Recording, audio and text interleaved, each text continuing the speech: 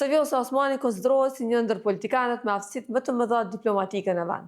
A duhet të jetë ajo pas presidentja, pasi që gëzon respekt, besim, si nga qytetarët, ashtu edhe nga komuniteti ndërkombëtar. Shpesh është parë si një zë bashkëpunues, sidomos në periudha kur Kosova ka pasur raporte të tensionuara me Shtetet e Bashkuara dhe partnerët perëndimor. Ish diplomati amerikan Gabriel Escobar e ka cilësuar si garantuesen kryesore të marrëdhënieve Shqipëri-Kosovë. Vlerësime të ngjashme kanë dhënë edhe James O'Brien dhe Hovenier.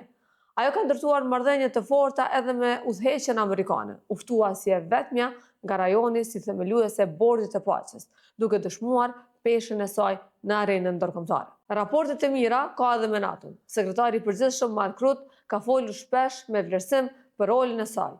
Ai ka theksuar se presidentja e Kosovës ka pasur ndikim jo vetëm në vend, por edhe në gjithë rajonin, dhe se gëzon respekt të madh edhe në Bashkimin Evropian. Madje një herë ka quajtur edhe presidentja ime e preferuar.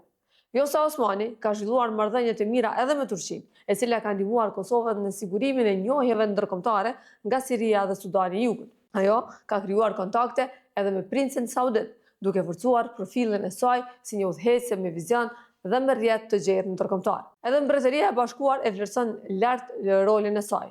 Dje, ambasadori britanik në Kosovë u shpreh se ka pasur privilegjin të punojë me presidenten Osmani, dhe se ajo i ka bërë nder Kosovës me përfaqësimin e saj ndërkombëtar.